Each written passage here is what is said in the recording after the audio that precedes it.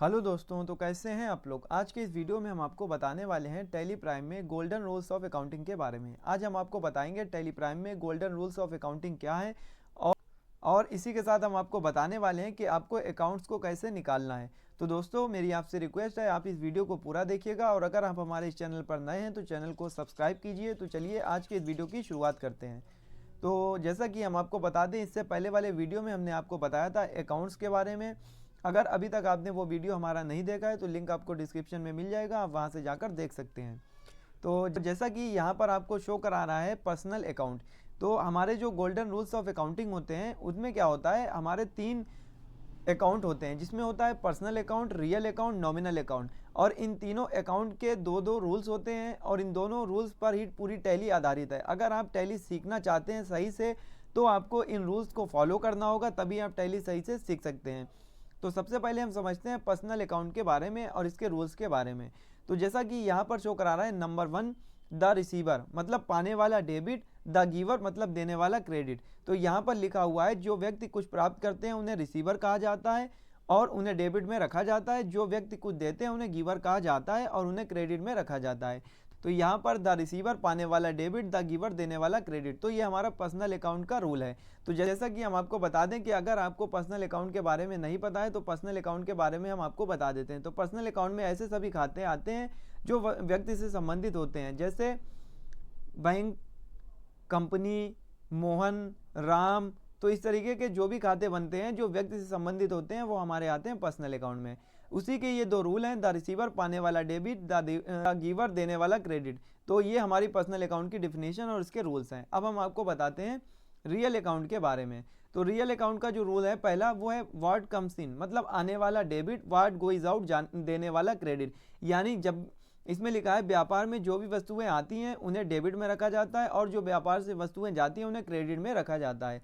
तो ये हमारा रियल अकाउंट का रूल है कि व्हाट कम्स इन मतलब आने वाला डेबिट, व्हाट गोइज आउट मतलब देने वाला क्रेडिट। अगर आप व्यापार में किसी को कोई वस्तु देते हैं तो उसको क्रेडिट में रखा जाएगा और अगर आपको व्यापार में कोई चीज़ मिलती है या रिसीव होती है बोले तो उसको हमें रखना है डेबिट में। तो व्यापार में जो भी वस्तुएं आती हैं उन्हें डेबिट में रखा जाता है और व्यापार से जो वस्तुएं जाती हैं उन्हें क्रेडिट में रखा जाता है। ये है हमारा रियल अकाउंट का रूल। अगर आपको रियल अकाउंट के बारे में भी नहीं बताए तो हम आपको बता देते हैं। तो रियल अकाउंट में ऐसे सभी खाते आते हैं जो हमारे वस्तुओं से संबंधित होते हैं, जिन्हें हम छू सकते हैं, देख सकते हैं, महसूस कर सकते हैं। ऐसे सभी खाते हमारे रियल अकाउंट में आते हैं, जैसे फर्नीचर, बाइक, कार, मोबाइल। तो जो भी वस्तुएं होती हैं, जो वस्तुओं से संबंधित खाते बनेंगे वो हमारे रियल अकाउंट में आते हैं। और इसका जो रूल है वो है व्हाट कम्स इन आने वाला डेबिट, व्हाट गोइज आउट देने वाला क्रेडिट। तो व्यापार में जो भी वस्तुएं आएंगी उन्हें डेबिट में रखना और व्यापार से जो वस्तुएं जाती हैं उन्हें क्रेडिट में रखा जाता है। तो आप लोग समझ गए होंगे कि रियल अकाउंट क्या है और इसके रूल्स क्या हैं। तो यहाँ पर अब हम सीखते हैं नॉमिनल अकाउंट के बारे में। तो नॉमिनल अकाउंट में क्या है, एक्सपेंसेस एंड लॉसेस यानी खर्च और नुकसान, इसको हमें डेबिट में रखना है और इनकम एंड गेंस यानी आय और लाभ को हमें क्रेडिट में रखना है। तो जब भी हमारे व्यापार में खर्चे होंगे या जो हमारे घाटे होंगे यानी नुकसान होगा, लॉस होगा, उसको हमें डेबिट में रखना है और इनकम एंड गेंस यानी आय और लाभ को हमें क्रेडिट में रखना है। तो ये हमारा नॉमिनल अकाउंट का रूल है। तो जैसा कि हम आपको दोबारा से एक बार बता देते हैं पर्सनल और रियल अकाउंट के बारे में। तो यहाँ पर जो पर्सनल अकाउंट है वो कहता है द रिसीवर पाने वाला डेबिट, द गिवर देने वाला क्रेडिट। जो व्यक्ति कुछ प्राप्त करते हैं उन्हें रिसीवर कहा जाता है और उन्हें डेबिट में रखा जाता है। जो व्यक्ति कुछ देते हैं उन्हें गिवर कहा जाता है और उन्हें क्रेडिट में रखा जाता है। इसी तरीके से यहाँ पर शो करा रहा होगा रियल अकाउंट, और रियल अकाउंट में शो करा रहा है व्हाट कम्स इन आने वाला डेबिट और व्हाट गोइज आउट देने वाला क्रेडिट। व्यापार में जो भी वस्तुएं आती हैं उन्हें डेबिट में रखा जाता है और जो व्यापार से वस्तुएं जाती हैं उन्हें क्रेडिट में रखा जाता है।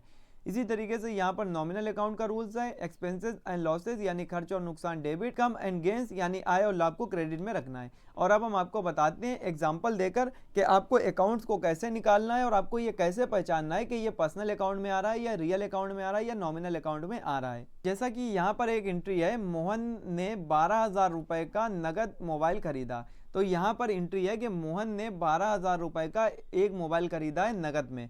तो यहाँ पर जो एंट्री है, तो यहाँ पर अकाउंट को आपको निकालना है। तो आप कैसे निकालेंगे, तो आपको याद रखना है जो भी आपका बिजनेस का मालिक होता है जिससे आप खरीदते हैं, आपको उससे कोई लेना देना नहीं होता है। क्योंकि यहाँ पर कंडीशन ये है कि आपने 12,000 रुपए का नगद, तो यानी नगद का मतलब कैश आ गया, यानी कैश में आपने एक मोबाइल खरीदा है। तो यहाँ पर दो अकाउंट बन रहे हैं। तो यहाँ पर हमारा एक अकाउंट बन रहा है मोबाइल और एक अकाउंट हमारा बन रहा है नगद यानी कैश। तो यहाँ पर हमारे दो अकाउंट बनेंगे।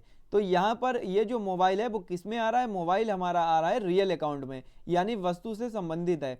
और नगद का मतलब है कैश, यानी जो कैश हमारा है वो भी हमारा आ रहा है रियल अकाउंट में। यानी जो भी वस्तुएं आती हैं जिन्हें हम छू सकते हैं, देख सकते हैं, महसूस कर सकते हैं, वो हमारी आती हैं रियल अकाउंट में। अब हम आपको दिखा देते हैं कि रियल अकाउंट में कैसे आ रहा है।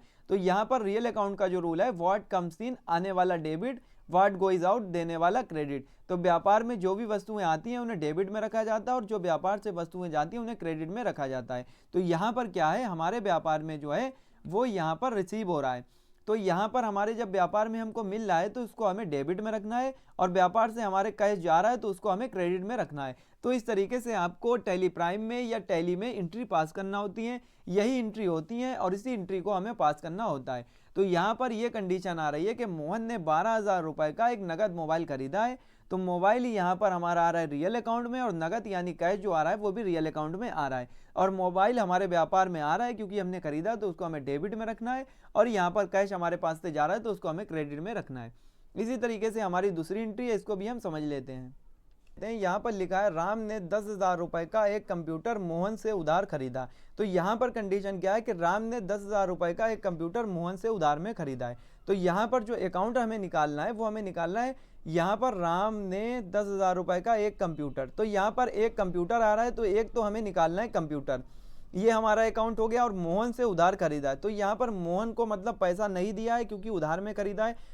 तो यहाँ पर एक अकाउंट हमारा निकलेगा कंप्यूटर और एक हमारा निकलेगा मोहन का, क्योंकि मोहन से हमने उधार खरीदा है। अब मोहन जो है वो कौन से अकाउंट में आ रहे हैं, पर्सनल में आ रहे हैं, रियल में आ रहे हैं, नॉमिनल में आ रहे हैं, वो हमें देखना है। और कंप्यूटर किस में आ रहा है तो ये हमें कैसे चेक करना है, तो हमें क्या करना है हम आपको दिखा देते हैं।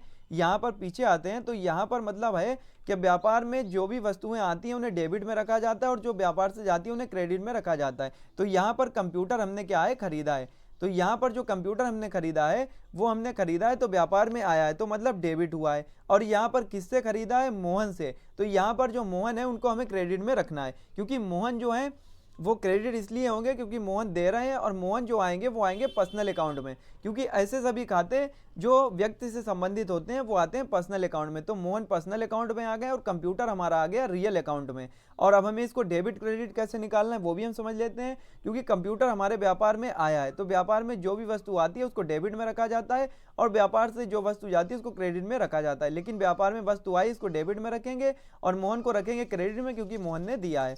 तो इस तरीके से इसका अकाउंट हमें निकालना है। अब हम आपको तीसरा एग्जाम्पल भी समझा देते हैं कि मोहन ने 15,000 रुपए का एक लैपटॉप सोहन से खरीदा, जिसमें 15,000 रुपए कैश दे दिए और बाकी के रुपए उधार कर दिए। तो यहाँ पर इस कंडीशन को हमें समझना है। तो यहाँ पर क्या है, मोहन ने 15,000 रुपए का एक लैपटॉप खरीदा, तो यहाँ पर एक तो हो गई है हमारा अकाउंट लैपटॉप। दूसरी कंडीशन क्या है, जिसमें 15,000 रुपए कैश दे दिए, तो यहाँ पर एक अकाउंट हो गया हमारा कैश, और बाकी के हमारे उधार कर दिए, तो यहाँ पर बाकी के रुपए उधार करें। तो उधार हमने किसे किए हैं, हमने उधार रुपए किए हैं सोहन को, तो एक अकाउंट हमारा बनेगा सोहन का। तो यहाँ पर तीन अकाउंट निकलेंगे, एक हमारा निकलेगा लैपटॉप, एक हमारा निकलेगा सोहन और एक हमारा निकलेगा कैश। तो ये अकाउंट हमें इस तरीके से निकालना होते हैं, और अकाउंट निकालने के बाद में ही हम एंट्री को पास करते हैं। तो जैसा कि यहाँ पर क्या है, मोहन ने 15,000 रुपए का एक लैपटॉप सोहन से खरीदा, तो यहाँ पर सोहन का एक लेजर बनेगा जिसको हम रखते हैं संडी क्रेडिटर में, तो यहाँ पर एक सोहन का लेजर बनेगा, तो सोहन अकाउंट बनेगा। एक लैपटॉप आ गया है जिसको हम फिक्स्ड रेट बोलते हैं, तो वो एक लैपटॉप हो गया, और एक हमारा हो गया है कैश।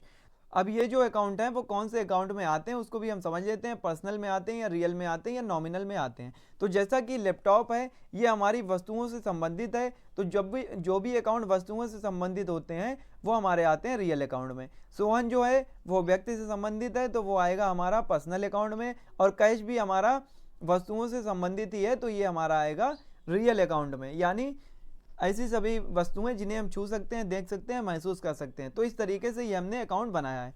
तो ये अकाउंट हमारे अभी हमने समझ लिया कि ये अकाउंट कैसे निकालने। तो इस तरीके से हमें कुछ एग्जांपल समझते हुए हमें डेबिट क्रेडिट निकालना होते हैं और इसको गोल्डन रूल्स को समझना होता है। तो जैसा कि आज के वीडियो में हमने आपको बताया टैली प्राइम में गोल्डन रूल्स ऑफ अकाउंटिंग के बारे में। तो दोस्तों आज के वीडियो में फिलहाल इतना ही। अगर आप बेसिक से एडवांस लेवल तक की टैली सीखना चाहते हैं, टैली में एक्सपर्ट बनना चाहते हैं, तो हमारे चैनल से जुड़े रहिए, क्योंकि हमारे चैनल पर आपको बेसिक से एडवांस लेवल तक की टैली की ट्रेनिंग प्रोवाइड की जाएगी। अगर आप सीखना चाहते हैं तो हमारे चैनल से जुड़े रहिए। वीडियो देखने के लिए आपका बहुत बहुत धन्यवाद।